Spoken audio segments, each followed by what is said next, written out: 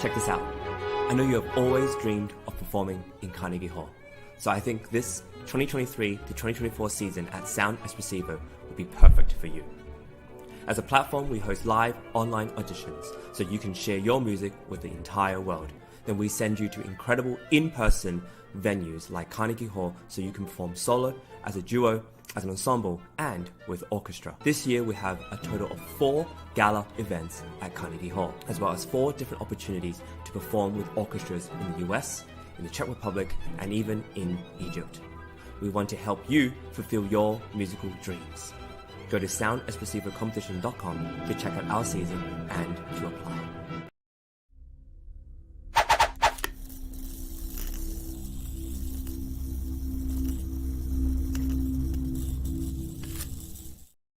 Hello, good day everyone. Welcome to Virtual Concert Hall's live music programs. Thank you for joining us for this 3rd session of the finals of colORCHESTRA and Carnegie Hall Auditions. Our channel is dedicated to bringing live performances and events from international artists to the audiences around the globe.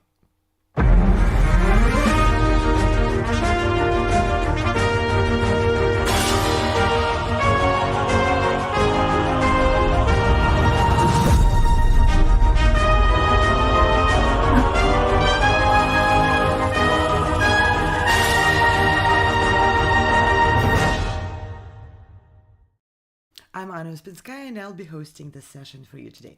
We are presenting the Carnegie and colORCHESTRA Gala Auditions.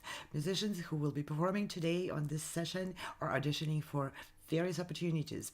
First of all, of course, to perform at the Weill Recital Hall at Carnegie Hall in the next season, which will have 7 concerts presented at this wonderful venue, and also for colORCHESTRA seasons for performing with Orchestras Worldwide. And yes, we take musicians from the virtual stage of these auditions to the coveted stages of Carnegie Hall and many other wonderful venues around the world. So auditionees from many countries today are seeking guidance and support from the judges who are members of our wonderful judges panel through the live comments, which you will hear right after their performances. There's no filtering. It's all right there in the moment. Whatever the judges feel may help musicians grow, they will share. And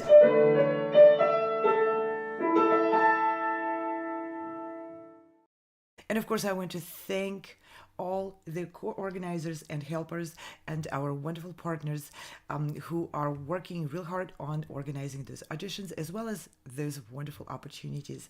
And I want to mention, of course, the ArtistVenture. This is a company which organizes events, tours, and festivals and other presentations of live music all over the world. Virtual Concert Halls is an internet broadcaster providing artists with a virtual stage and ability to reach audiences beyond the walls of conventional concert halls. Progressive Musicians is an organizer of many competitions and concerts at prestigious venues like Carnegie Hall.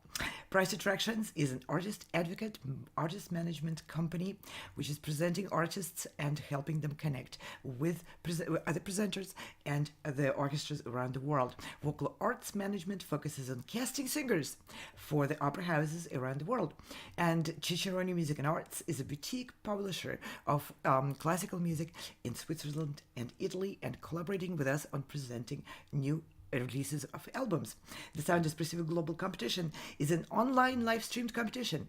It combines the competitiveness and this environment with future for musicians for live performance in concert halls, and combined it with the hybrid presentations with the virtual presentations as well.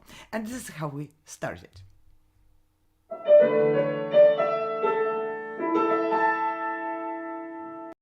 No matter where you are or who you are, music connects us all. We started with a dream, but now we are paving the future.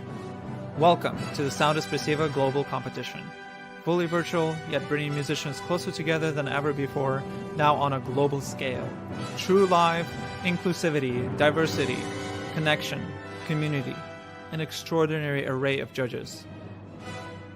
Get noticed by companies all over the world. Prizes, scholarships, performance opportunities. Apply to be a part of the most exciting congregation of artists like nothing you've ever seen before. We guarantee quality and leave no musician behind. We can't wait to hear you on the virtual stage. And with these humble beginnings, we are expanding our reach by expanding the virtual stage to many, many platforms and channels all over. If you missed us on Instagram, go to YouTube, we're there, or Twitch, Vimeo, and many other platforms, as well as many platforms which are safe for people to see the content which is curated for its quality in many different countries. And for these auditions, we set a goal to encourage, to nurture, and to reward musicians who are taking proactive approach to their development and their careers. Together, we are providing these opportunities for musicians to have a chance to discover their own unique voice, to connect with the audience, to connect with presenters, managers, and other people who are working really hard cultivating the field of live concert presentation and music. Perform on our gala at Carnegie Hall. Auditions for the 2024-2025 season will be happening soon. We have opportunities for composers to have their works premiered and professionally recorded with the Leonard String Quartet, opportunities to perform a concerto with the New York Chamber Players and Orchestra Manhattan. Composers may also submit their scores to be premiered by these two fabulous orchestras. Solo opportunities, chamber music opportunities, and opportunities for large ensembles as well. Receive evaluations from the finest musicians, have a press interview, be featured on our daily internet TV show, receive certificates, medals, and a video of your performance, and have opportunities for many other awards. Applications are currently available on our website. Don't miss out on your opportunity to present your music on this world-renowned stage. We look forward to hearing your performances.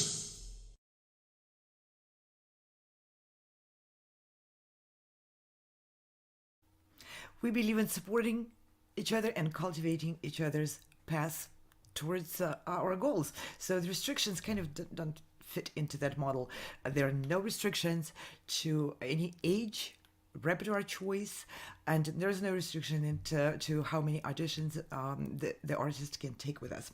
So we are here to create the opportunities for every stage of development and every aspiration of the artist who wants to step on and share their art.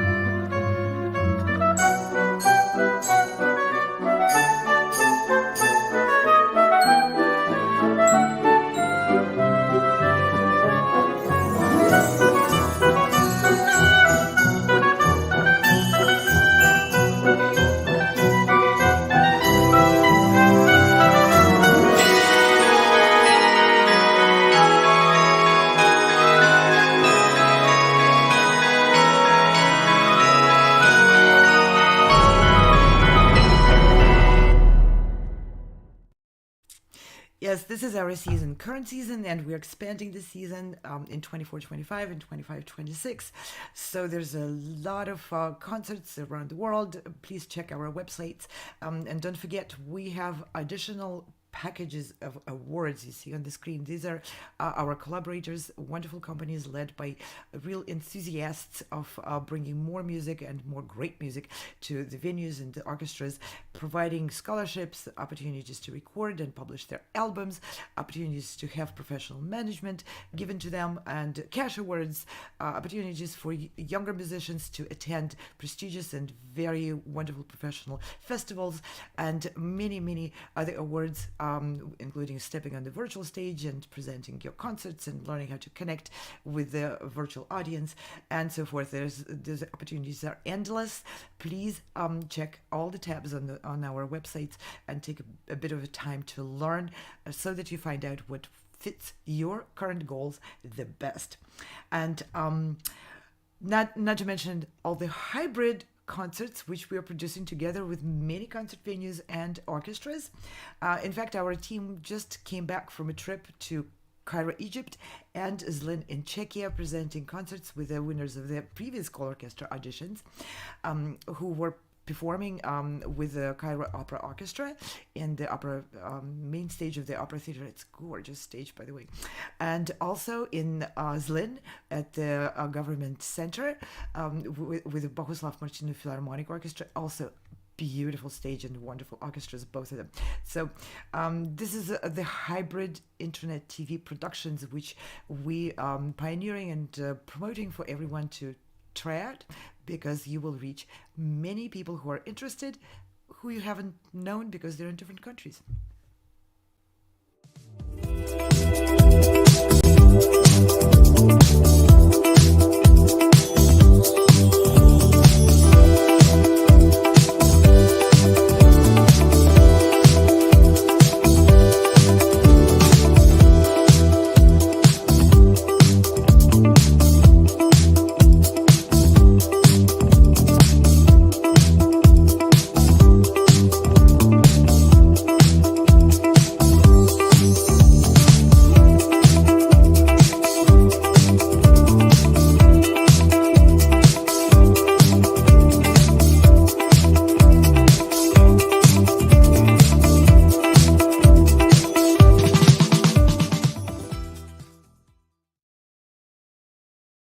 Yeah, we're doing a lot of different things, and I just want to briefly mention the music and musicians around the globe. This is our own series of presentations.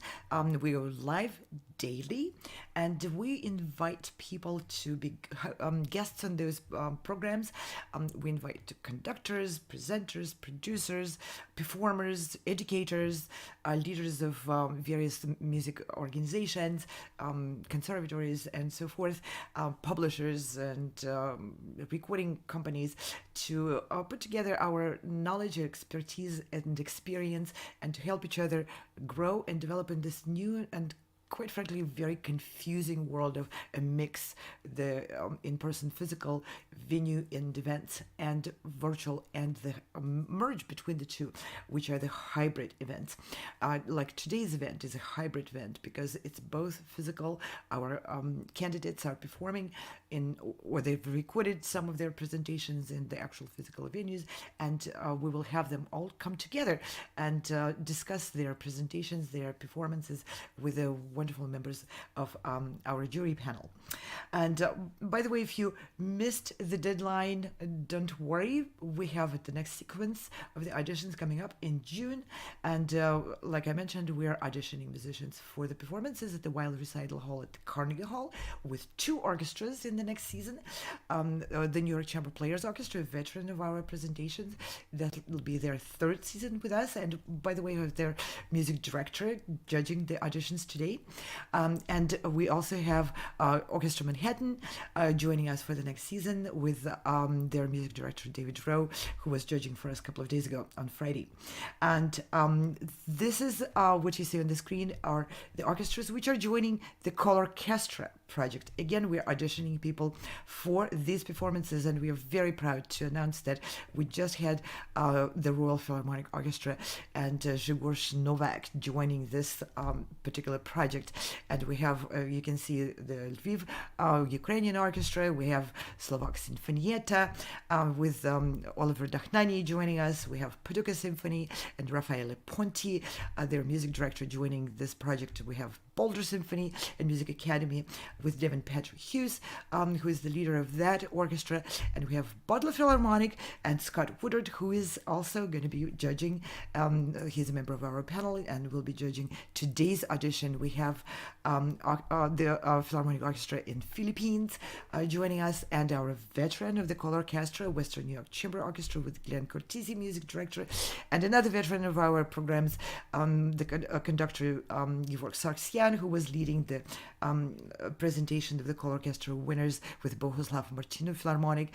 And we have, this is our Cairo Opera Orchestra, who will be a part of the program for the next season.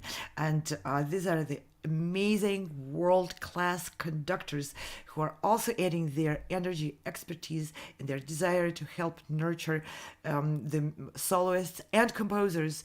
They're presenting new names, new soloists, and of course also welcoming submissions for compositions by living composers. So this is a very, very exciting project, and we are very proud to have extremely high level of auditionees who applied, and it was very difficult for the panel to choose the finalists, and today we will be presenting the finalists. Now, without any further ado, I would like to start inviting our wonderful judges, members of the judges panel, who will be adjudicating and sharing their expertise and their feedback with the auditionees today. First of all, I would like to invite on screen to join me here Dickran Atamian, also go by Richie. His career evolved from the highly excitable young artist into the maturity of a statesman of the instrument, where his prodigious technical prowess was fused with rare musical acumen to deliver electrifying performances and landmark recordings. After wielding his pianistic phenomenon on international stages and through multitude of recordings with the world's top orchestras around the entire world, with conductors and artists, Atamian has emerged as an artist advocate and manager, and in that role he is known under the trade name of Jack Price, who's the founder of the Price Attractions and our wonderful collaborators. We are very grateful for this collaboration. Dickran is a concert management his company's headquarters in Tulsa, Oklahoma, with affiliates in many different cities and different parts of the world. And Dickran lives there with actively engaged in the career of the artist who he manages, and he lives there with his two children, Sean and Rose. So Dickran, it's a great pleasure to have you back judging with us. Thank you for making time. Thanks. And I've never heard anyone read that entire thing. Well, I left out about 9/10 of it. People will need to go on your website to learn more. You're really good at paraphrasing, you know. I like that. No, it's a pleasure to be here. This is an incredible format, you know, and it's been what a ride.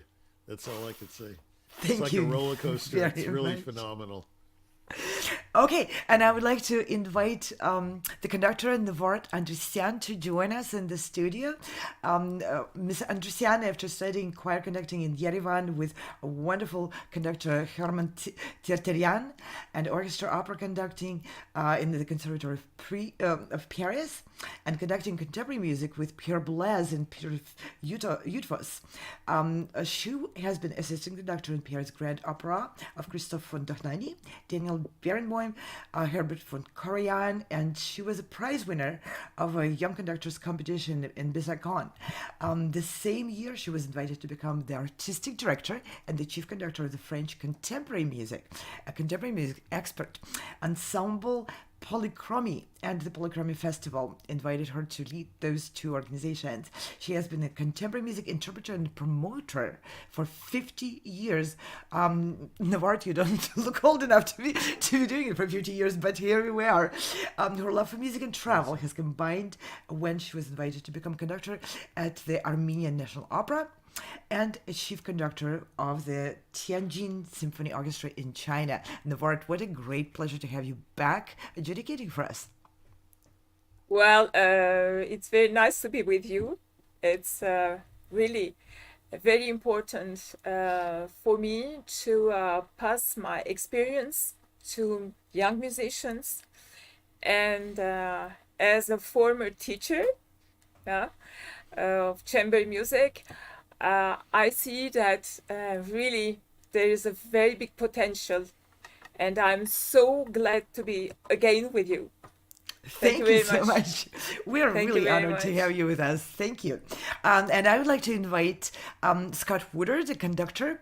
He is the music director of the West Virginia State Philharmonic Orchestra and the Butler Philharmonic Orchestra. And I am so proud to announce that the Butler Philharmonic Orchestra agreed to join the colORCHESTRA project in helping present the winners of the colORCHESTRA auditions in the following seasons.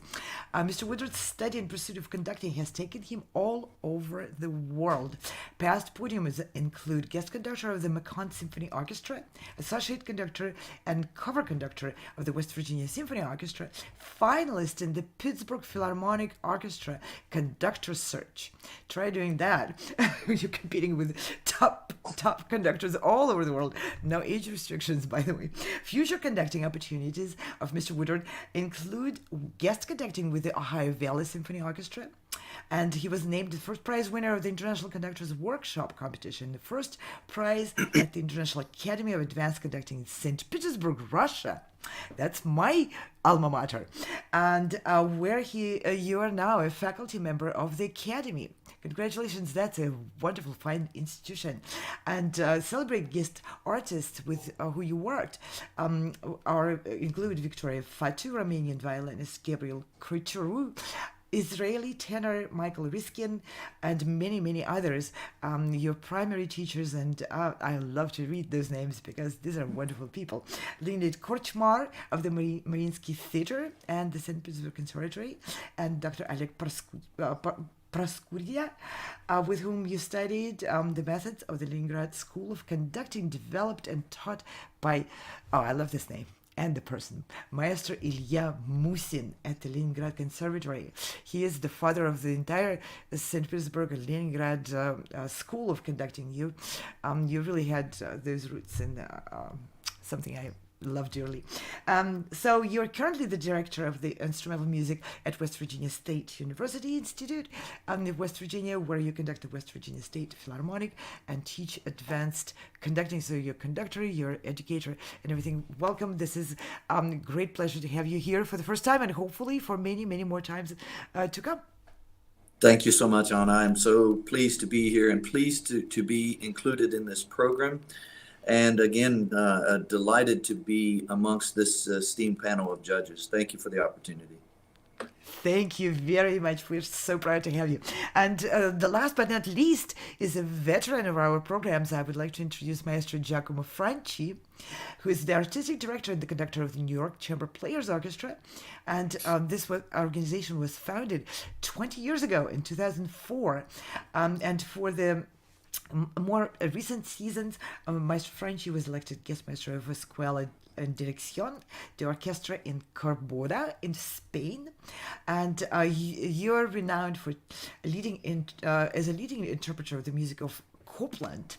You earned highly coveted position based on the merits of your acclaimed world premiere recording, The Complete Edited Piano Works by Copland. As a pianist, you recorded many CDs, and also the Stravinsky, The Complete Published Piano Works. This was released by Phoned Classics. In 2016, you started the recordings of the Complete Piano Sonatas of Beethoven and Shiva on Shiva Collection record company. So you debuted at the Carnegie Hall many years ago with the Italian Music Magazine compared you to Glenn Gould and Arturo Benedetti Michelangeli. And now you're a prominent presence at the Carnegie Hall with your wonderful ensemble, supporting and helping young musicians to try their skills at connecting with the very sophisticated audience in New York from the stage of the Carnegie Hall. Welcome back. It's a great, great honor and pleasure to have you with us. Thank you, Anna. It's an honor, and it's very exciting also. Everything. Every time I come back here, it's like there now also the Royal Philharmonic Orchestra. Okay. That's good. Good company to be with. Wonderful. Yeah. So without any further ado, I would like to start inviting the candidates for the Carnegie and colORCHESTRA auditions to present your artistry in front of our wonderful members of the judges panel. And the first musician I would like to invite on stage, Alexandra Lynch, soprano. She will be performing a soprano aria from Joshua by Handel, or Hedai Jubail's Lyre. Welcome on stage, it's all yours.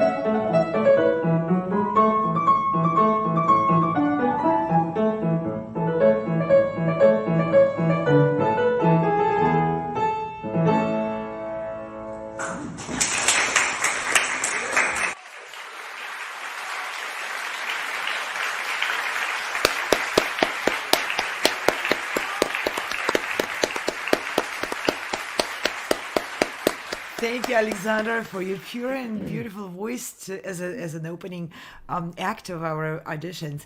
And now we have judges here, and Alexander is here also in the studio. Let's start with our veteran, Maestro Franchi. Let's have you comment first. Well, I enjoyed your singing. It's a nice timbre of the voice.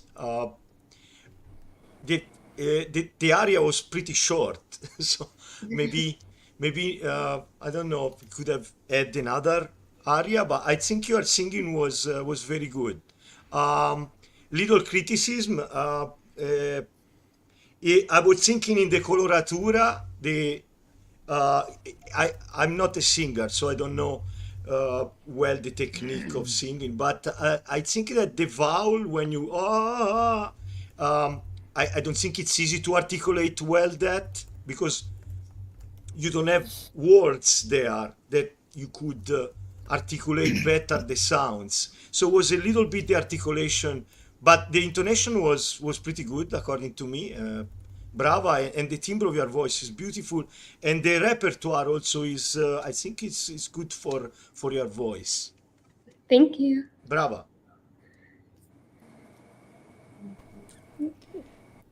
Okay, now let's have Dickran step in, and if you would like to add something.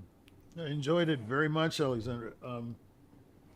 The voice is very clear, very crystalline. You don't have a lot of histrionics going on, which is good, in my opinion. Although you could be, I would say, more yourself, and you could be more free with your singing, more impetuous possibly. But the style, of this repertoire, historically would be, hey, let's be really uptight. I wouldn't do that. I would let loose a little bit. There's, but I mean, that's still, it's within the framework of a very good voice. You've been trained really well.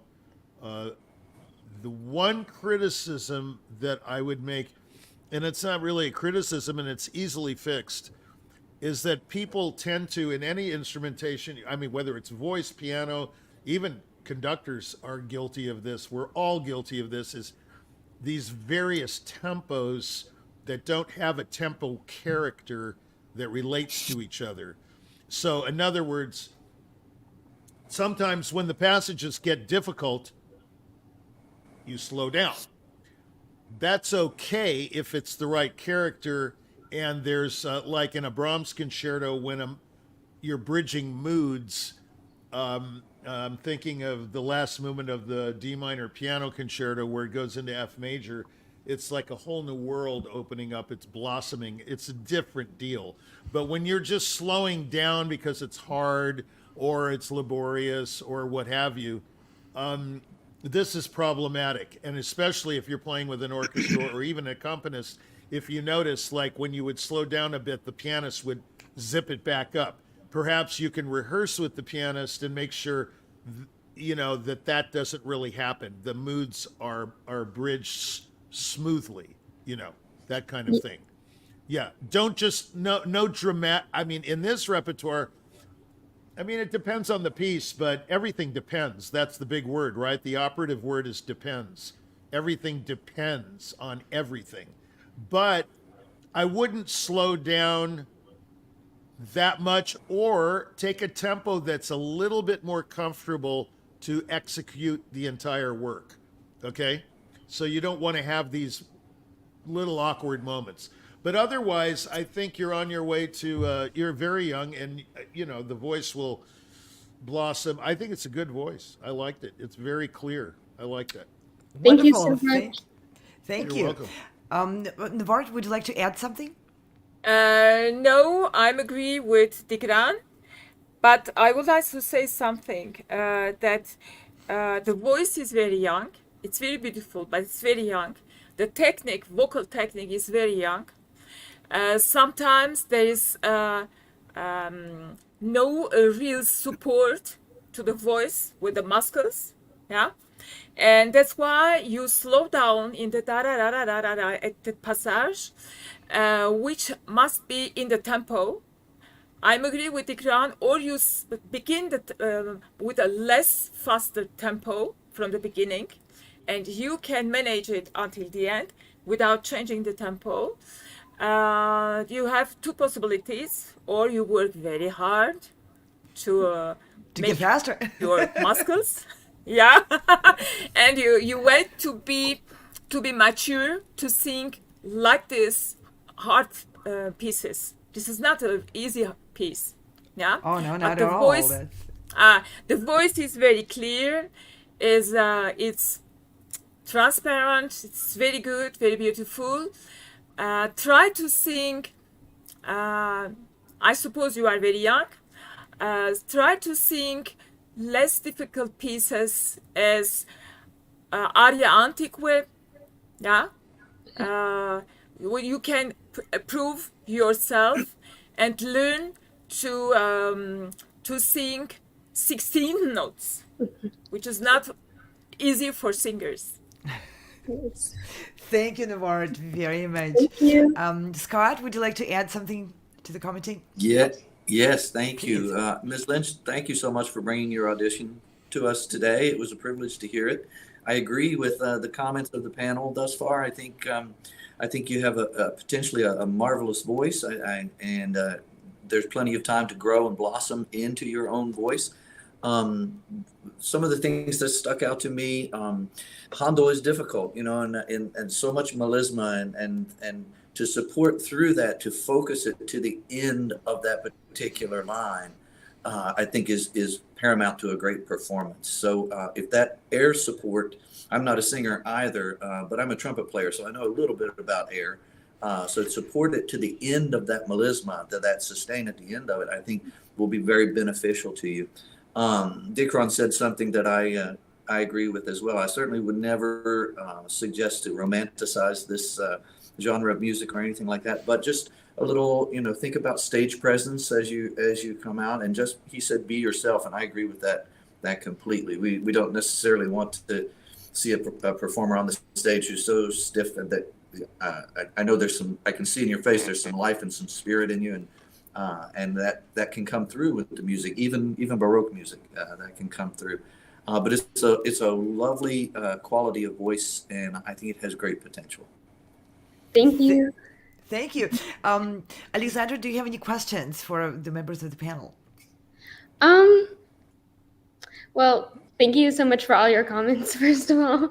It's very helpful. And I think I understood everything, all the comments and everything. Wonderful. It's lovely to have you with us in this finals of the auditions. And I want to just underscore everyone loves your beautiful, beautiful, pure voice and your aspiration to be a singer. I think it's totally supported by your wonderful talent. So thank you very much. And we'll say goodbye to Alexandra. We'll be inviting on stage our next candidate, the finalist of the colORCHESTRA and Carnegie Auditions, Andrew White. Will be performing Nikolai Rimsky-Korsakov's Concert Fantasy for based on two Russian themes for violin and orchestra. So Andrew, the stage is all yours.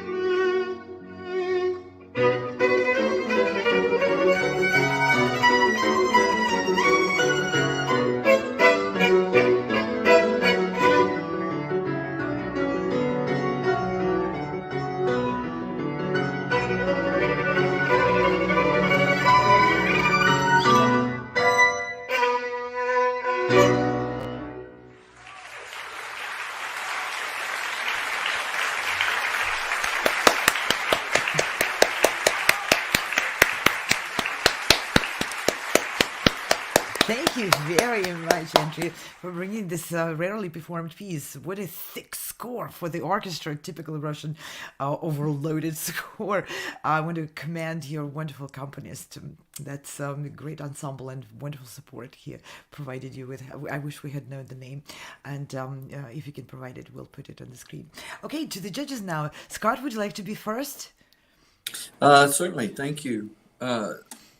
Mr. White, is he with us? I can't see him on the screen. Is he with us? He's not in the studio. Okay. But Well, I'm sure he's watching, so you can address him directly. okay, very good. Well, thank you so much for playing, and thank you for bringing your audition to us. It's I adore Rimsky, so this is something that was right up my alley, as they say in my part of the country. But in the beginning, I thought there was some wonderful things happening, some nice purity of sound in the opening. There were, in terms of some constructive criticism, there were some pitch problems in various places, and I'm sure you know exactly where those are, that you can address those going forward. But within particular tempi sections of the piece, I would encourage you to think about consistency through those parts. As it gets more difficult, we tend to slow down a bit, and then as it's easier, we tend to speed back up and that kind of thing. With romantic music, that might almost fall into the character, but we want to make sure that that's not simply a technical issue as you play. I would also encourage you to project and create that warm sound through nice vibrato. But my main point as a conductor, I'll tell you, I'm a horrible pianist, so I don't have the ability to do what your accompanist did. But as a conductor, I love to feel as though I am your pianist, that I am your collaborator. And as you make communications, as you move and your body language, you have a lot of swaying as you stand. But as a conductor, I like to see someone who communicates with me and tells me where those little idiosyncrasies in the tempo and all that kind of thing are. So those are the kinds of things that I look for with a soloist. But overall, I thought it was a lovely performance, and I really commend you on the work that must have gone into such a difficult piece. So thank you again for bringing it to us. Thank you, Scott, very much. Dickran, would you like to add something to the comments? Yeah. Well, Ivan Galamian, many of you might know him, many of you might not. The great Armenian, American, whatever, violin pedagogue. He invented Meadow Mount and all that. He once said to me, he said, Richie, he said, if one note's out of tune, you're playing the wrong instrument. That's what he harsh. said. He said, yeah, it's very harsh. He said that to me as a pianist. I said, well, actually the piano's constantly out of tune, so I'm playing the wrong instrument, It's like, it was pretty funny. And then he talked about Jungkook Kim, who I collaborated a lot. He was on Deutsche Grammophon, and he said, Jungkook has white fire. And I knew what he was talking about, but I humored him and I said, what's white fire? He said, it's a sound that's hot, but it doesn't burn, So regarding these two comments, I'd say we have a serious problem here with intonation. You're not playing in the center of the tone. I think you have to find that. Obviously, it's like a French horn player, that they have to imagine where that is. It's very difficult with violin and French horn because you have to imagine the note. You can't just, pianists can just go boom, there's the note, right? And it's out of tune. And it's out of tune anyway, so it doesn't matter. Yeah, that's right. So pianists have other problems, though. Anyway, so pianists have to sound like an orchestra most of the time, So you have to imagine that. This is, you have to decide what you want to do with music. It all depends on your desires and what you want, not what you need, right? So, as someone very famous once said, if you want to play that way, it's fine, but I would say just about every note was out of tune. That's my opinion. It's harsh, but it's a harsh reality, and we live in a harsh reality world. Although some people like to think we're living in a feel-good society, but not in reality. Okay, so you have to decide. Once again, I said this before, whether you love music, but does music love you? That's another question you have to ask yourself. I think there were some good moments. I think this is possibly could be remedied, but your ear has to be trained to hear everything, every vibration, it's like a piano tuner. There's no way he can tune the piano unless he hears the beats. Okay. So I would say intonation is a major problem. I would also say that, listen to your pianist. He was fabulous. I mean, he really would. I mean, he's the iconic example of he doesn't move, but the music moves you. He doesn't move an inch, but it's all there. Listen to him, like the gospel according to whatever his name is. He's good, great. If you're working with him, he can teach you a lot if he wants to, and you can learn a lot from him if you want to. So it's all a desire. You have to desire these things. Play in the center of the note. Don't play on the outskirts of the note. It's like being in a suburb of a major city. Don't drive there. Go to the center. Okay? Interpretively, it was interesting. And a very interesting choice of the repertoire. Yeah, I was like just that. going to say, Anna, the repertoire is interesting. But be careful when you pick something that someone might consider a folk tune or something, because those also have to be played very well. I mean, let's put it this way. There's not anything in music that's easy. I once talked to a famous pianist who said, I don't practice at all. And I said, really? You sound that way, And so, I mean, give me a break. It's all difficult or it's all easy. And that depends on how you look at it. Okay? This is a difficult work, in my opinion. These very two virtuosic, themes. and Yeah, Russian music for violin is written in a very uncomfortable physically Exactly. way. Yeah, Tchaikovsky is notorious for intonation problems. So let's treat this as a serious matter and not just, fluff it off. Like I said, it depends. If you're going to play for your girlfriend or, at a cocktail hour, that's one thing. But if you're serious about playing at Carnegie or any such place, or with an orchestra or with someone as fabulous as Scott or Navart, you've got to be serious about your work. And that's all I have to say. But good luck. It'll Thank work you, out. Dickran, very much. Navart, would you like to add something to the comments of the previous judges? What can I add? He said everything. You don't have to if you just agree with There's everyone. nothing to say. Come on.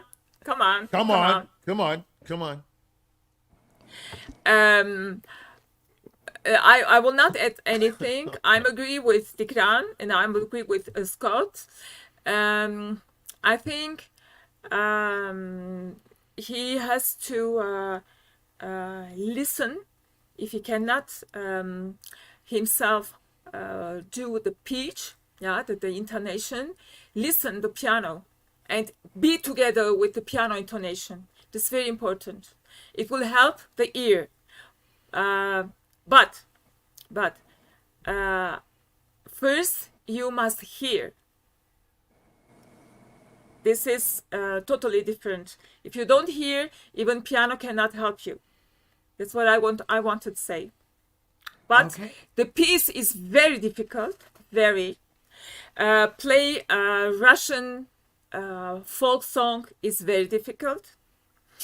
I only want to say something. In Russian folk songs, the slow part is not moving. It's going straight like this.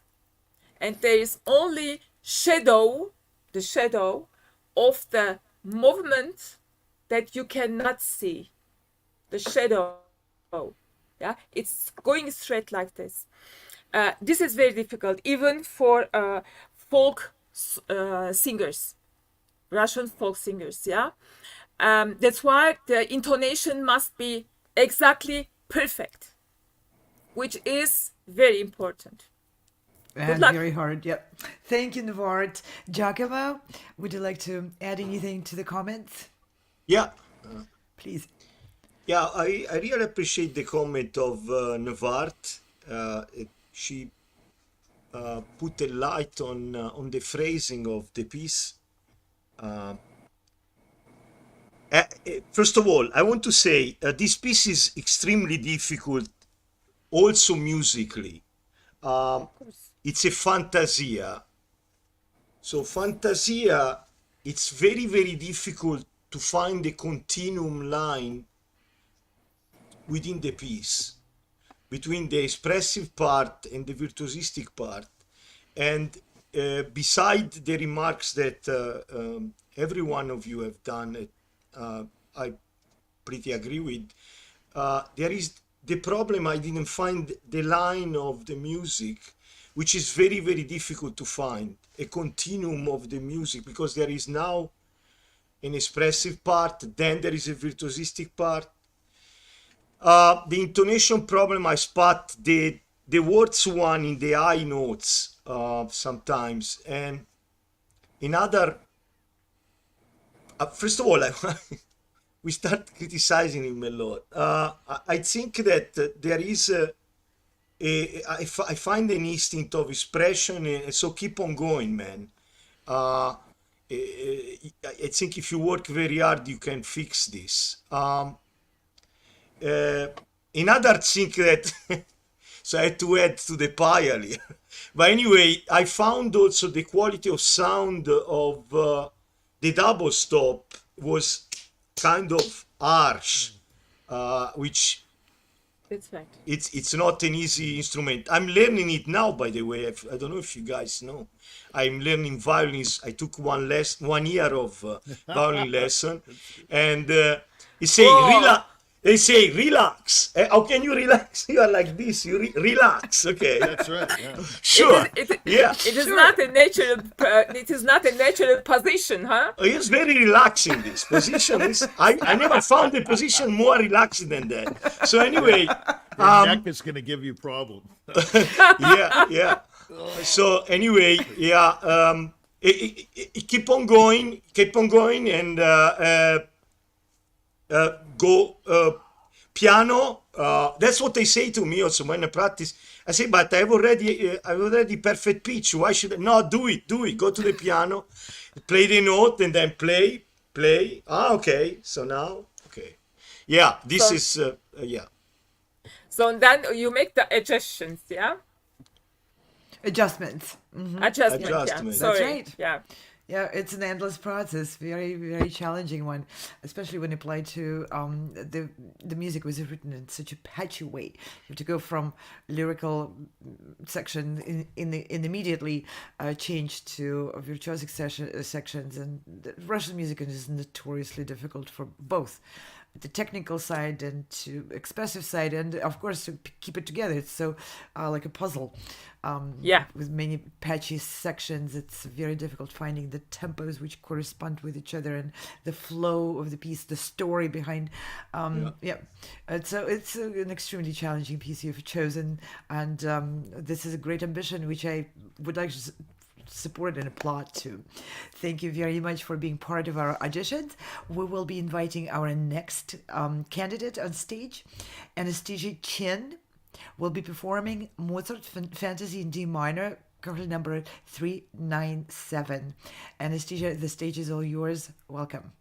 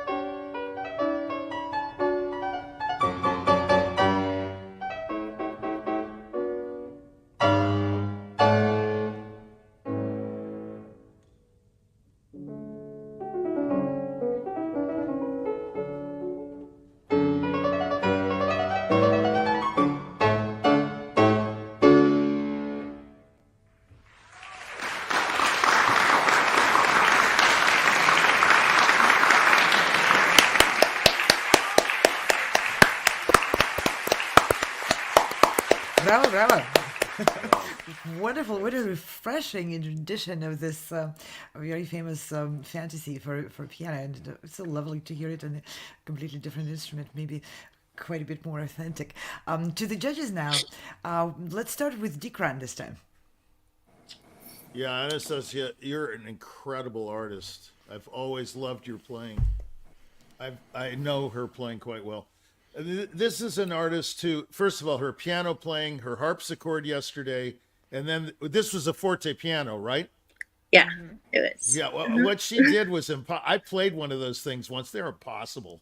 I mean, I just wanted to completely puke after I got through with it and walk off stage, and I went to the bathroom and I just banged my head against the wall. I mean, what she did was literally impossible for me. I can't even imagine playing the forte piano, knowing the forte piano like I had to learn it, you know. This was an amazingly miraculous performance. I was like just completely flabbergasted. I don't even know what to say. You make the right sound at the right time. You feel everything. There are no words for your playing. It's just sensational playing. Sensational in every way. I don't know. You can ask me anything, and it's always going to be a rave. Like your barcarolle. I mean, I can still get that barcarolle out of my ear. Fantastic, interpretation, execution. But this fantasy is hard on a regular, modern day instrument. Just like the C minor fantasy, that most people play before the sonata, the C minor sonata. But it requires a great deal of interpretive power, and you have it.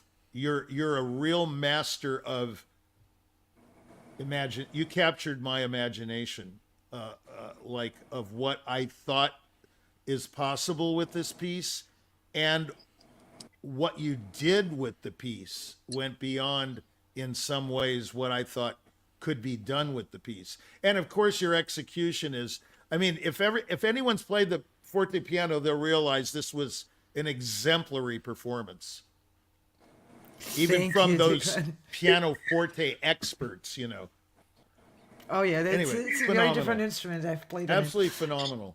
Yeah, just to start with, the keys are a different size. Oh, don't even talk about it. It's a nightmare. And you're really a master of this. Okay, well, let's see. Giacomo, would you like to add something to the comments? No. No. Yeah.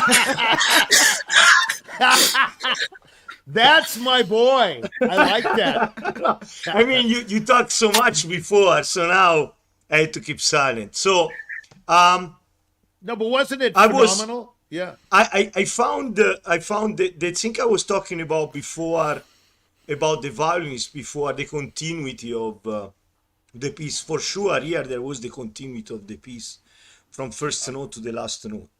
I was surprised with the sound of the forte piano, which is probably more proper for the composition. Can you tell me what's the range of? I never played a forte piano. Of a forte piano is like the same range of a pianoforte or of a regular piano, or? It has 5 octaves, so only 5 octaves. Okay. Yeah, so the F, that is the lowest note in Mozart works, to the high F. Right. Yeah. Right. I actually now remember.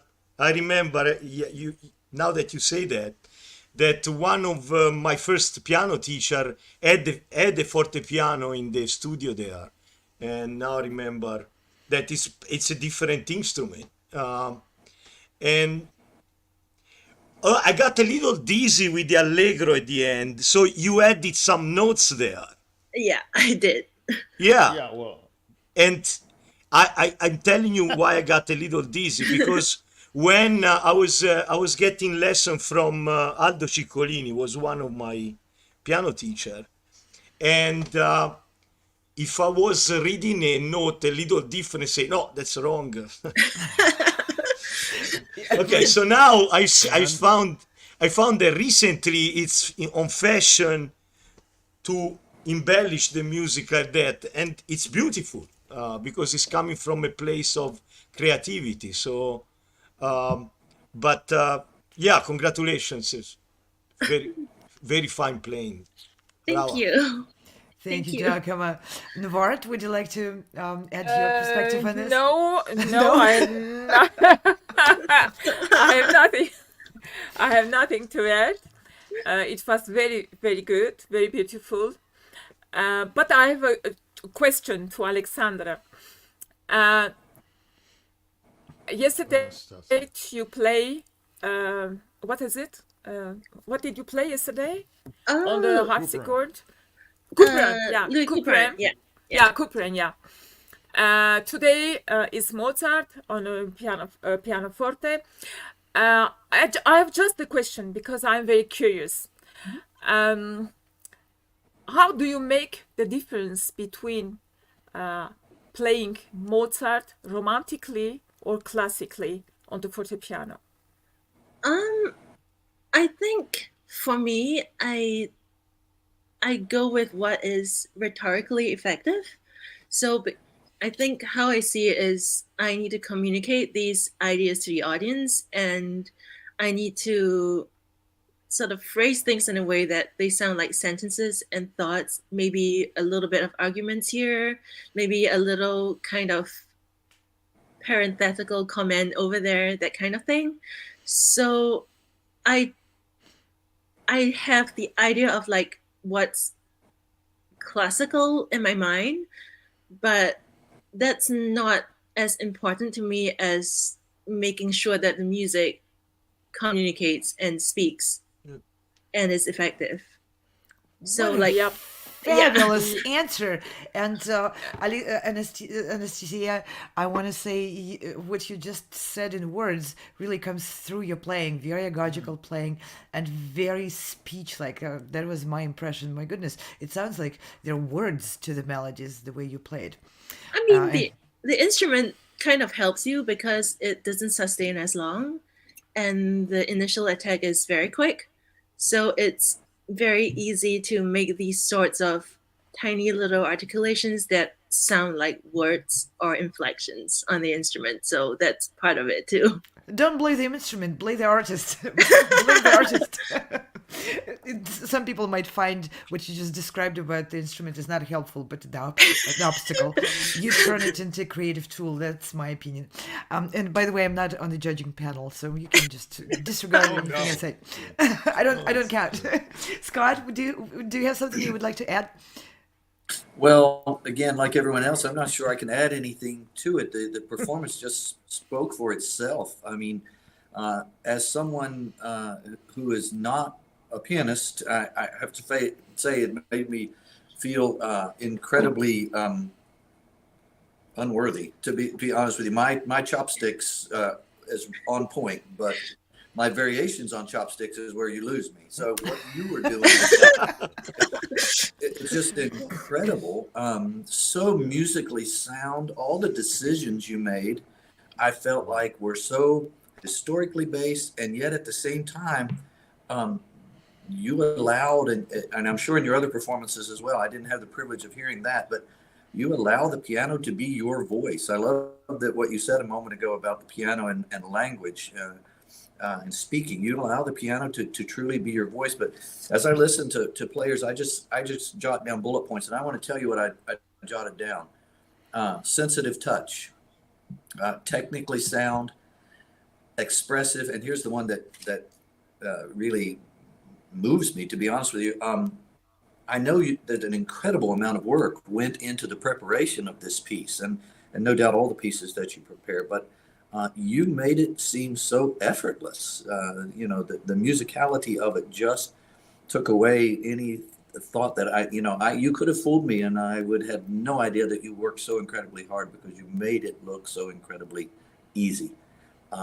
And the greats do that. So I think you have the potential to be in that category. So bravo. Thank you. Thank you. Thank you very much, Anastasia, for bringing this beautiful piece and a very refreshing sound, and for your artistry, and for really communicating like a great speaker to us through your fingers and through your instrument. It's a great pleasure to an honor to present you on our auditions. We'll say goodbye to Anastasia, and we'll be inviting on stage the next candidate. And I'm reminding everyone we are in the session 3 of colORCHESTRA and Carnegie Auditions, and musicians are these are for the finalists of the auditions, which had been going on for months. These are the final stage of auditioning for the privilege to be invited as a featured soloist with many orchestras worldwide, and on the stage of the Carnegie Hall in the season 24-25 and 25-26. And our next performer will be Felix Suhr, performing Mozart Concerto in A major, Carl number 414, and we'll hear the complete concerto. Welcome on stage, it's all yours.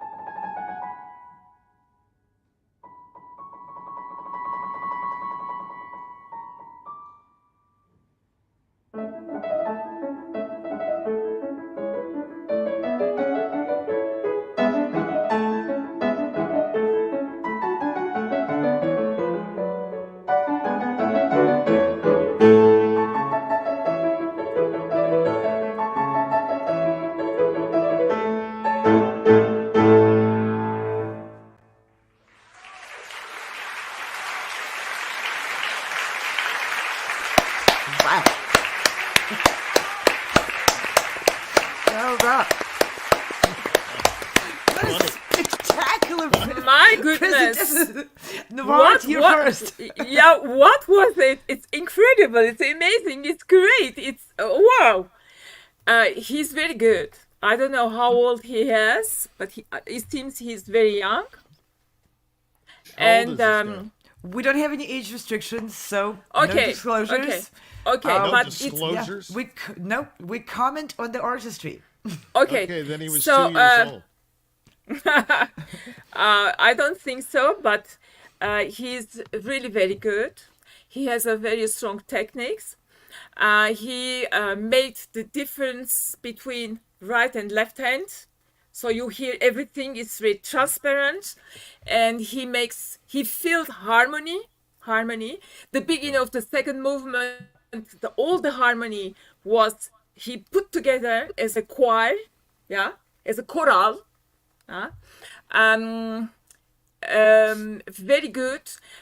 What I like very much, he played Mozart. I think Mozart wrote this concerto when he was very young.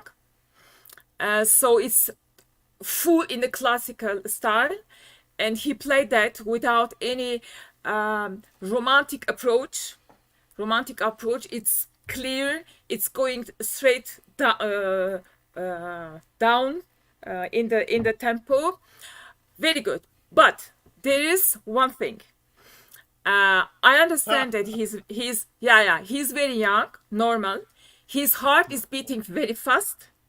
So for young musicians, it's very, very difficult to keep the tempo. When I say keep the tempo in the team, in the first team, for example, the end of the phrase is rushing. When the team is repeating, the repeat is also the same. So this is one thing. I think with the age, it will become older. It will change. Normal, yeah. He masters his hands. This is very good for his age, and I feel that he hears the full harmony of the piece, and he has an approach of the concerto. He didn't play with a piano accompaniment, but he played with an orchestra. Yeah, so he mastered all the thing. Even when the pianist at the beginning and at the end of the concerto played faster, you don't know why and how, but he kept the tempo and he went through head. It's very good, really very good. I liked it very much. Thank you very much. Thank you very much. Dickran, would you like to pitch in your thoughts?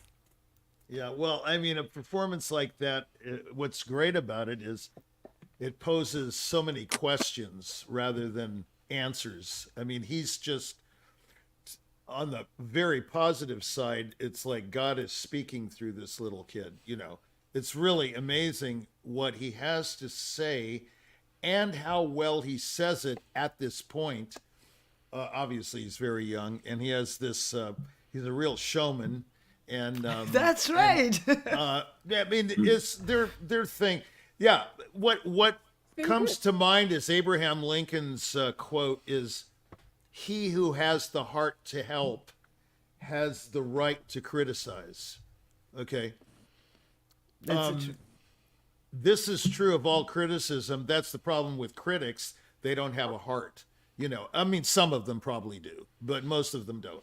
They're so impressed with what they're saying and their voice, and you know, it's just all this garbage coming out most of the time. And even when they rave, they don't know what they're talking about. And when they're criticizing, they definitely most of the time don't know what they're talking about. What this artist poses is this eternal question: what is art? You know, this guy really is speaking to a higher authority. He's not playing to the gallery, even though he looks like he might be playing to the peanut gallery. He's in another world, and there are good and bad things about being in another world. You know, you can't just be in your world. You have to be in all worlds. There are so many things. He's so phenomenal that he can be so much more phenomenal.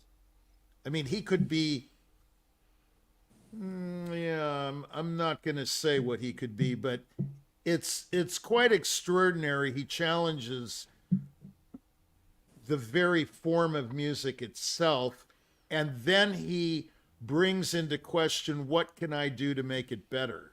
So there's so many things about, what is his name? Felix Suhr. Felix Suhr. Felix, like Felix the Felix. cat? Oh, Felix. Okay, excellent, Felix. Well, I hope you're listening because, I mean, I don't have the time to, none of us have the time to go into the detail that we want to go into, but Of course. I'll try to make it short. Number one, within the quavers, he's rushing. For example, I've played this concerto 100 times, so forgive me, I'm being kind of personal with it. I've gone on tour with it, and you know, it's an intimate piece, but nevertheless, it was phenomenal. I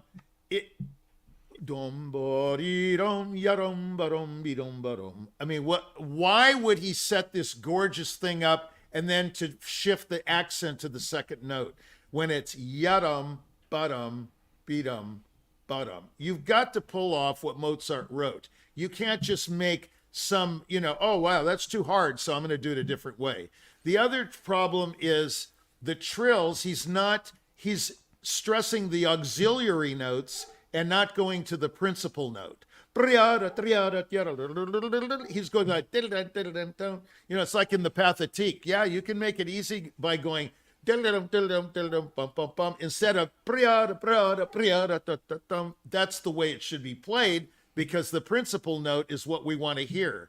It's like someone trying to make all these passage works and all of this bridge material musical when the only musical thing is getting to the destination and then taking time. Now, it's a profound question, what is auxiliary and what is principal? But he raises that question by playing the way he did, okay? And there are many opinions on this very subject. What is important? What is sub-important? Or is, yeah, it's very clear to me what should be done. For example, he opens the second movement with no motion whatsoever, and then he does this glorious thing musically and moves something. Every note has to belong to another note. It's married to that note. He played the opening da dee da. There's no relationship there whatsoever. He's a young pianist and everything, but he has crystallized his ideas. He's such a genius that he really believes this is the way it should be done. And that's very admirable. But no, music is forward motion at all times. It's horizontal. It is not vertical. That's why I argue with conductors all the time. Forgive me, you three conductors. They want everything lined up, some of you. No, it's going to be lined up if you feel it together. If you feel the music, it's going to be lined up. If you don't feel the music, then we're forever trying to be together, okay? So, it's like Anna said, you know, there was an artist recently who tried to fit into some conductor's downbeat. She said, no, man, just run away with it. Run away with it and let them catch up and let the concertmaster follow you or something. I mean, it's obvious he's not hearing what you're doing. So, this is not true of all conductors, but it's true of some conductors. But I'm not here to crucify conductors. I'm here to question, what should we do? Okay, the opening of the slow movement.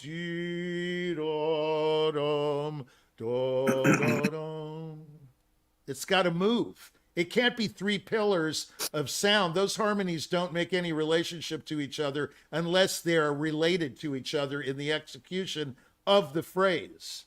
Okay? so many other things. He's got to work on his trills. They are absolutely an abomination to his genius that he sets up. He needs to do with 1-3 or 2-3, even 3-5, but his 1-2 trill is just not going to work in Mozart. It's got to be a tight classical trill with lots of notes in it. None of this, like Anna's trills in the Archduke. I'm sorry, I'm just bringing up. Hers are so stupendous, I don't even know what to say. They have to be tight, and they have to be musical, and they have to go to the principal note, and they can't be hung up on the trill itself. I'm hung up with every trill he does. He also doesn't play the last movement. There's a ba-da-dum at the end of all of those. He's faking all of them. Okay, they're all faked. And this goes to what's important. He does raise the question. Brendel told me once in the Brahms B flat, oh, just fake it. He said, fake it. This is all effect, fake it. I said, excuse me, maestro. There's no faking in music. I mean, this is the eternal question. Should you fake the double thirds in the last movement, or should you try to play them, or should you find a way to make them sound like thirds and get the color that Brahms wants? These are all questions. This kid raises many questions. I mean, it's pure genius. But I have many things. I have many problems with his playing, but it's sensational playing. That's all I can say. Thank you, Dickran. Wonderful. So let's see. Scott, would you like to add some of your perspective? Yes, thank you. I'm glad that Dickran's not here to crucify conductors. I was starting to feel a little threatened there for a moment. But, no, I agree. No, I love your work, Scott. It's great. Thank you. Thank you so much. I Great. agree with both of the perspectives that have come. It's an incredibly expressive and explosive performance at the same time. And it's, but at the same time, we're all musicologists to some degree, and we have to look at things from a historical standpoint. And I can see some of what Dickran is saying as well. I think we've talked, both panelists so far have mentioned the youth of this performer, but I think in many ways this young man is an old soul, and I think he will get those things. They'll come to him with age and maturity and perspective and all that kind of thing. But I think, the dynamic shadings and things like that were just exquisite in many places. I noticed a few places where, there were inconsistency in tempi, particularly in the third movement. Those kinds of things were happening, but overall he was just so fully engaged in his performance and his idea of what he wanted to say through Mozart, that it was kind of awe-inspiring to watch a young player like that. And I think he has amazing potential. I think just some of that maturity as it comes to him, and he studies more, not necessarily the technique of the piano, but the study of genre and historical period and all that kind of, I think it will benefit him greatly, and then he'll benefit us greatly through it. Yeah, thank you, Scott, very much. Okay, Giacomo, let's have you do the conclusion to all the so the age of the pianist is a secret. So you can guess. So forget the age. Forget the age. Forget the age. No, okay. Focus So I assume his age was 9 or 10. Because he looks like 9 or 10. I think his playing was fantastic, especially considering the age. Okay, so I'm not going into all the detail like Jack was doing, but Jack? Who's Jack? Who's Jack? Yeah. Who's Jack? It's you. Okay, so it's not me. It's you. Okay. So anyway, okay. So his playing was fiery. It was full of fire, and I really liked it. I really liked it. And I agree with sorry, I don't remember. Nvart? Nvart. No, Nvart. Okay, so I hope I pronounce well your name. Okay. I agree with her that the way he was playing, he was like playing with orchestra. He was like projecting, like you would solo with an orchestra. He was not even considering a second piano there. He was thinking about the orchestra. The consequence of that is the little criticism I have about his playing is there was no, especially when it was solo without the orchestra, he could have used more delicacy and more Mozart phrasing. So find more lighter sound, more expressive sound in the phrasing of Mozart. I missed that part of Mozart playing that was not there. But otherwise, the rest is genial. It's great playing, great playing. Thank you very much. Felix, I hope you're enjoying watching the comments and find them very helpful to take with you into your further development. And there's praises. You were called by a couple of the members in the panel as genius. And I want to just add my little comment in here. To me, the most powerful thing in this performance was the engagement. That word came up too. Absolute, consistent, unwithering engagement of this young performer in every note which he played and every note which his collaborative pianist was playing. And that's incredibly the key to going sky high, and there's no limit to your developments. Felix, you're phenomenal. Thank you all very much.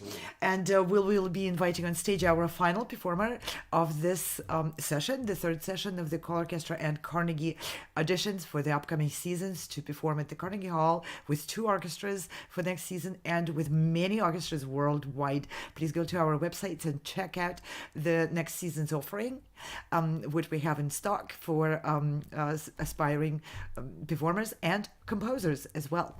So our next performer for this session is Irina Khodasevich, pianist, and she will be presenting the Rachmaninoff's Piano Concerto No. 2, first movement. Irina is performing live from her own location. This is a very courageous act of the artists to step on the newly invented virtual stage today. Thank you, Irina, for doing so, and the stage is all yours.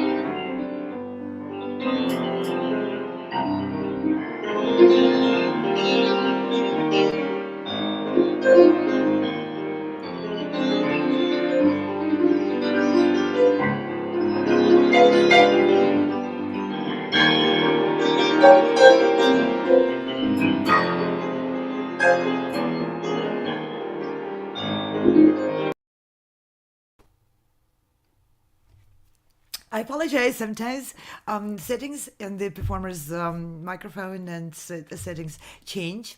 And Irina was, her tech was sounding a lot better while she was in the green room. So we're going to ask her, I hope, Irina, you can hear us. that we will present your performance one more time. And right now, we would like to invite you to please go to the green room so that your settings can be rechecked. Sometimes when you enter the actual live broadcast studio, you need to carefully go through the steps, which our technical support people tell you. And that's no problem. We will just make a few announcements while Irina gets her tech checked, and we bring her back for this performance. We really want to enjoy it in its full potential. So these are auditions. I'm just reminding everyone who is watching, these auditions happen live. And as everything in life, things happen. So we are auditioning throughout this whole season, throughout this whole weekend. We started on Friday with a session 1, and we are in a session 3 right now. These auditions are designed to provide an opportunity for musicians who are aspiring for development of their art, and especially for development of their career. So we are providing opportunities for musicians to be featured soloists in the concert season at the Carnegie Hall. Next, in 2024-25, we have 7 concerts which we present at the Weill Recital Hall at Carnegie Hall, and there are 2 orchestras which are participating in those concerts. We have today with us the music director of New York Chamber Players Orchestra, Maestro Giacomo Franchi, who is a member of our distinguished panel of the judges and providing comments to the candidates. On Friday, we had the music director of the Orchestra Manhattan, Maestro David Wroe, who was also providing comments and his recommendations to the candidates. These 2 orchestras are part of the season at the Carnegie Hall. We also have colORCHESTRA season. As you see on the screen, we have many orchestras which joined the colORCHESTRA since its inception 3 years ago.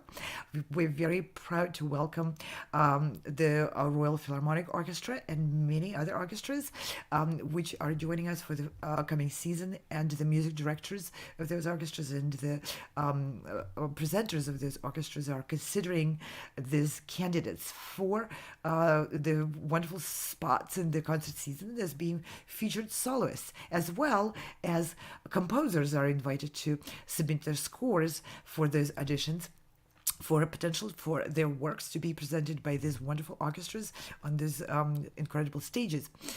In addition to that, for the Carnegie auditions, we have different programs. Those are programs, of course, for soloists who want to perform with orchestras, as well as wonderful conductors, but not only, also musicians who want to present a solo repertoire are welcome to apply for those auditions, as well as chamber ensembles and large ensembles.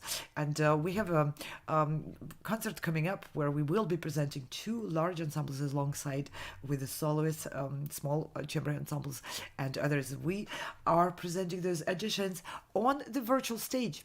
This is the virtual stage, which has a potential to reach audiences beyond the borders of countries, continents, and so forth, because those are internet TV broadcasts which are brought to everyone who has access to the internet, and that's the entire world. So we're reaching to the audiences in every pocket of the world through video platforms, social media platforms, as well as many curated music performance platforms, which are curating their content and providing only the content which they approve to their own audiences in many countries in Europe and Asia, in the United States, Canada, and just every part of the world. We also collaborate with many educational organizations and platforms which are helping musicians grow through giving them access to incredible libraries and collections of the master courses and master classes, and as well as opportunities to perform. So here on the screen you see many logos of the organizations and companies around the world which have since the beginning joined our initiatives and participate in many of our projects. What I want to point out and bring to your attention, we're so used to seeing the logos of companies and perceiving them as just some entities. What's very important in this collaboration is the people behind those little pictures and logos. Those are passionate supporters of the arts and passionate doers, go-getters, people who really work very hard in devising and creating newer and more effective stages and ways for artists to connect with the audience, with each other, to find collaborations, to find a way to present their art on their own terms in the way which they want the music to be seen. As we see through those auditions, there are no age limits, there's no restrictions to the repertoire. Every artist is invited to present themselves on their own term in the way they see themselves as an artist on the stage. And we have musicians from different backgrounds, from different countries. We presented in those auditions artists who were performing in the classical style of their ethnic cultures and instruments, as well as traditional classical instruments and singers, instrumentalists and singers, and many others. And we're very, very proud of our programs also for living composers with a Leonard Quartet and many orchestras. You might think that living composers have very limited outlets because so much support goes to the proven classical repertoire. That is not so. The audience is always very interested in what's written nowadays, and the performers, the orchestras, the presenters are very interested in the new music, as we are finding out through that incredible support which our programs are receiving from all over the world and from different organizations. So don't be intimidated. Put yourself out, bring yourself on stage, bring your art on stage for everybody's enjoyment. It's not all about judgment. It's also about being together in this great art and joining our hearts in love for music and in love for beautiful communication with each other. So at this point, I think Irina is getting her computer and her microphone all checked and ready for the performance. She's the last performer of this session, but that's not the last session. Tomorrow, Monday, we will have more sessions, and we have some incredible music in stock to present tomorrow. We'll have a guitarist performing new, more modern composition.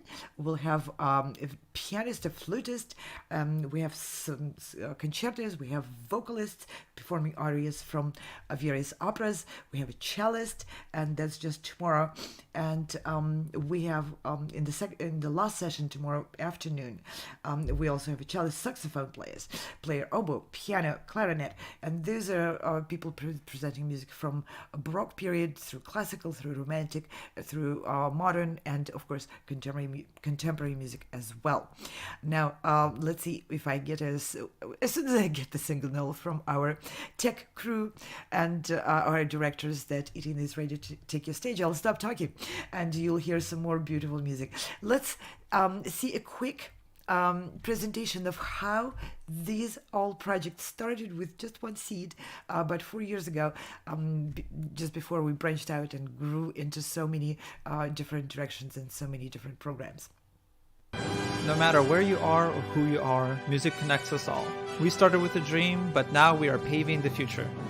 Welcome to the Sound Espressivo Global Competition. Fully virtual, yet bringing musicians closer together than ever before, now on a global scale. True live, inclusivity, diversity, connection, community, an extraordinary array of judges. Get noticed by companies all over the world.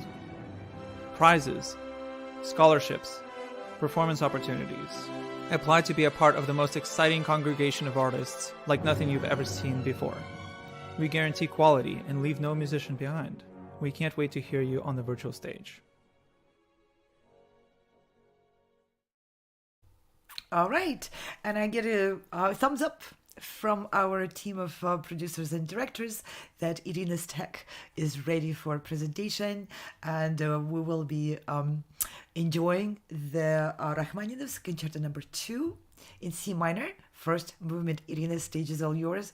We're eagerly awaiting your performance.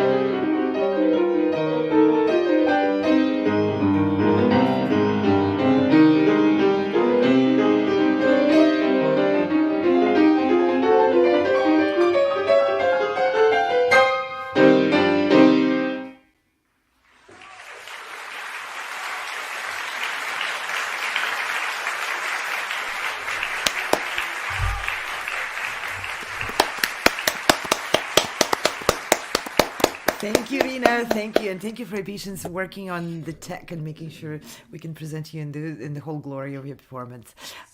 Let's see, Scott, would you like to take the stage first?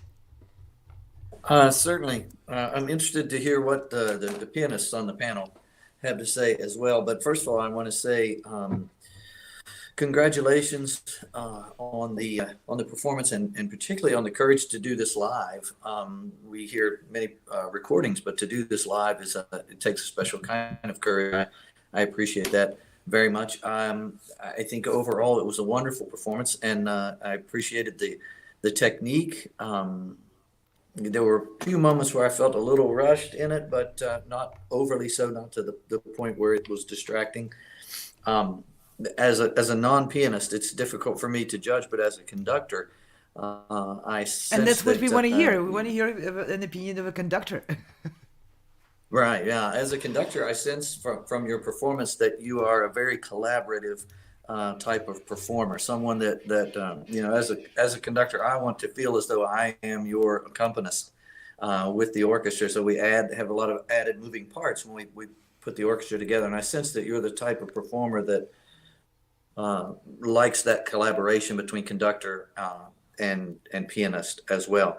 I mean, overall, I thought it was a wonderful performance. I don't have a terrible lot of criticisms, but thank you so much for the performance. Thank you very much, Scott. Well, let's hear from the pianist. Dickran, would you like to comment on this? Yeah, it's very good. I enjoyed the performance, and it was interesting to me. I really liked the opening because very few people, I like the big hands, you know. Very few people can play it without breaking it in some way, rolling it in some way. The eternal question is how to play it. And of course, you solve that problem by just playing it. And so that was great. And the other great thing is your F, your low F, was always related to the next chord, which I really like because most people play it like pillars of sound. We've talked about this 100 times. Yours was very vocal, you know, very linear. Beam, boom, beam, boom. You know, you moved it. Very nice. But at the end of it with your boom, boom, boom, ba-dum, that was not in keeping with the opening. So if you're going to move it, in the beginning, you need to move the A flat F G to the C minor tonic more. I wouldn't say quick, but you know, it needs to be in character with what you've set up. So be careful for what you pray for. You know, you've set up this gorgeous opening and then you've got to follow through. And I would do a quick yadam, you know, instead of delaying that grace note. It is a grace note after all. Now, the next section, I'm not going to do every section, but, you know, I would like, you played every note, but I would like to hear them. Not just the bass notes, you know what I mean? Because you're playing them, but I think with the orchestral color that's going on there, with this bearing down on the theme, I can see these Russian guys just going nuts on that theme. You know, you need to, you know, let's hear all of those notes and all of the colors that they're suggesting. I think he wrote a phenomenal opening in that way. You know, much more desirable to me than the third concerto, for example, because he reversed it. In the beginning of the third, you have the simple theme in the piano. Here you have all the notes in the piano, and then the theme is in the, you know, in the orchestra. I think it's interesting. And you certainly, again, like the last performance, you provide a lot of questions. And then you go into the, I would be careful when you go yum, you know, that big passage right after the melodic stuff. Make sure you don't pedal too much and keep that in the tempo that you've set up with that G A flat theme. You know, da dum, da dee da dum, da dum. You know, it should follow through. That's my only criticism in a way, is that you juxtaposition two different tempo characters all the time. You set yourself up for a phenomenal ending or whatever, and then the ending changes and you slow down or you speed up. You know, it needs to be a little bit more homogeneous, I think. Now, regarding your themes, I think you should move them to the downbeat. You're delaying the downbeat constantly throughout this movement. Constant. You're going da da bum dee dum bum, because maybe the passage is difficult or whatever. I'm not sure, or that's the way you want it. You can't let anyone know these melodic problems because of all the crazy notes that Rachmaninoff writes. It just has to be there. Okay, so get to the downbeat, then take your time, and then go on. Or the third beat in the fourth, in a 4/4 measure, you go to the third beat, you delay that too. And sometimes you delay every beat, so don't do it. For filigree, for difficulty, for any reason, it's not musically satisfying to delay all of those pillars of downbeats, or beats. I should just say beats. Thank you very much, don't change Dickran. tempo too much. I don't mean to cut you off. We have the next session coming up in all right. the short 20 minutes, so I don't mean to race, but let's No. give Cut me off. No a problem. little bit of more time so the rest of the members of the panel can also pitch in. Giacomo, would you like to add your perspective? Yes. Now Dickran will get upset, but I don't agree with one of the points that he say. Oh, that's terrible. Let's start with that. I think the beginning, I find it more doing it more solemnly instead of phrasing it. That's my taste. I'm not saying my taste is right, the other taste is wrong. But I prefer like a boom, more solemn, solemn, majestic. Like, beside that, I agree with the other thing that you said. I forgot to congratulate Irina on a very difficult concert. That's not easy to play, and you did a very, very good level playing. I congratulate you for that. Thank you. Thank you. And the other, good. yes, the other thing, in this case, I agree with Dickran, is maybe too much pedaling, and these runs, they get a little blurry. I remember we have had a discussion with, bring up again, my illustrious teacher, Aldo Ciccolini. We were in Rome and listening to someone playing Rachmaninoff. And I say to him, but you didn't think he put too much pedal there? And he say, but that's Rachmaninoff, you know. So Play Rachmaninoff. yeah, it was like it's like that. But then if you hear him playing the second Rachmaninoff concerto late in his life, it's incredible, crystal clear, like it would be Mozart. Incredible clarity. I love that play, not because he was my teacher, but No, he's a great pianist. I don't know if Dickran you have listened to his late playing of Rachmaninoff's second. I never find anything better Oh, than he's a the fantastic pianist, no doubt. incredible. Hands down, incredible pianist. Yep. Yeah.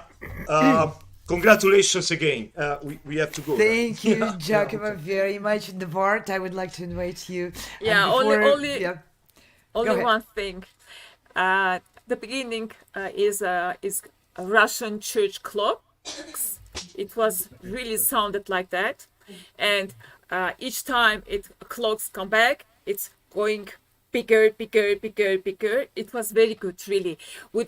On a small piano like that, it sounded. So I imagine how it will sound in a big piano. Yeah, but. She has a very good techniques, but I wanted here Rachmaninoff is in symphony or symphony dances. The theme is going like this down in the in the dynamic, and the other one is beginning. I want to hear that. You lost that. I think you can do that. It is just a conception. It is Rachmaninoff. It's going like like waves. Yeah, one is finishing and the other one is already begin. So I think you can do that. That's what I wanted to say. Thank you very much, Novart, for your comments. And Irina, thank you very much for bringing the wonderful Rachmaninoff second concerto. Definitely every pianist and every conductor is one of the favorite pieces to present your beautiful playing. See, it inspired the judges to go into a really in-depth discussion about it. Thank you very much. With this, we will be saying goodbye to wonderful candidates who were presented in this session. We have the next session starting in just 20 minutes. So I want to thank the judges. We'll see you in 20 minutes in the next session. We have some great music coming up. And I want to also thank very much our wonderful Virtual Concert Halls team. These are musicians, professional artists who also bring up this system and those abilities to broadcast live music through the internet TV systems. You see the portraits of these people. These are incredible colleagues, and I'm very, very grateful. And today's team, the Ante Božić-Kudrić, the director of the show, James Welch, producer of the tech checks on the back end, and Frane Rusinovic, our technical director and coordinator of all these efforts. And again, these are concert artists, educators, and your tech team supporting your performances on the virtual stage. Thank you all very much. I'll see you in just a few minutes. Bye.